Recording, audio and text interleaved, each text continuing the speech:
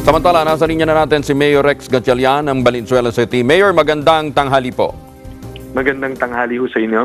Opo. 58 na daw po ang kumpirmado nating namatay dyan po sa sunog sa Valenzuela. Kasamaang palad, opo. 58 na po yung na-extract ng ating mga police force.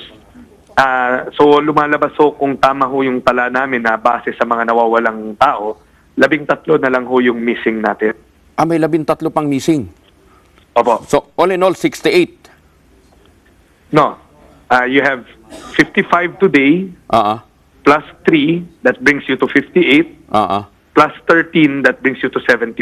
71. Naku, pataas ng pataas. Ano ha? Okay. Saan ho natin ibinase, Mayor, yung count na yan? Okay. Yung 55 ay base sa SOCO release.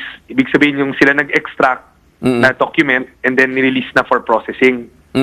Yung nawawala ay base sa mga relatives report, yung missing persons report na nabuo natin kahapon to the relatives. Now, yung tatlo, yun yung na-extract natin kahapon. I see, okay. So, 58 plus 13. Mayor, kailan pa ho nag-ooperate itong kumpanya ito? Since the building permit was issued 1996. 1996. And from the start, ito po ay isang pabrika ng sandals, ng tsinelas. From my knowledge, yes. Pero tulad ng sinabi ko 20 years ago, so yung mga papeles hinahanap namin. But from our knowledge, yes, it has always functioned as a manufacturing site for sandals. Okay. Ang sinasabi ho ng Bureau of Fire, Mayor, compliant naman daw sila sa lahat ng mga requirements ng Bureau of Fire Protection.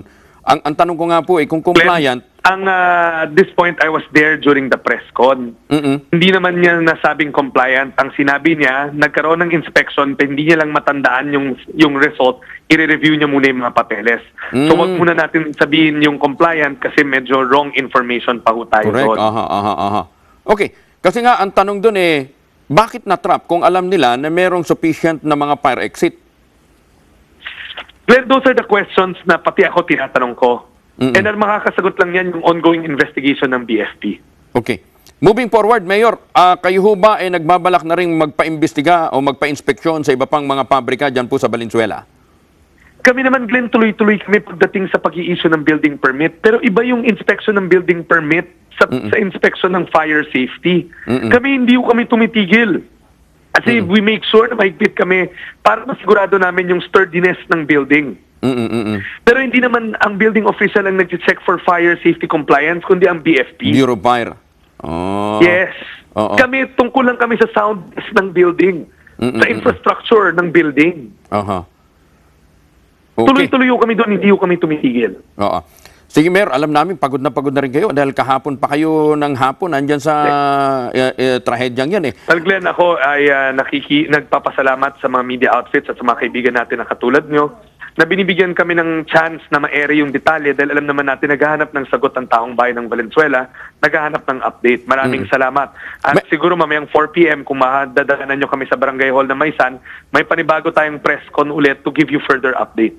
Sige po. Mayor, pahabol ko lang. Sagutin daw po ng city government ang identification at pagpapalibing sa mga biktima. Yes, that is correct. Kahapon ko pa rin ho sinasabi ho yun. Opo. Kung sakali pong they will file cases against the owner at the city government will help them as long as everything is in order. When I say everything is in order, may resulta na yung mga investigation. Okay. Sige po. Mayor, pahinga din po kayo. Maraming salamat po. Alright, maraming salamat. Si Mayor Rex Gatchalian ng Valenzuela City.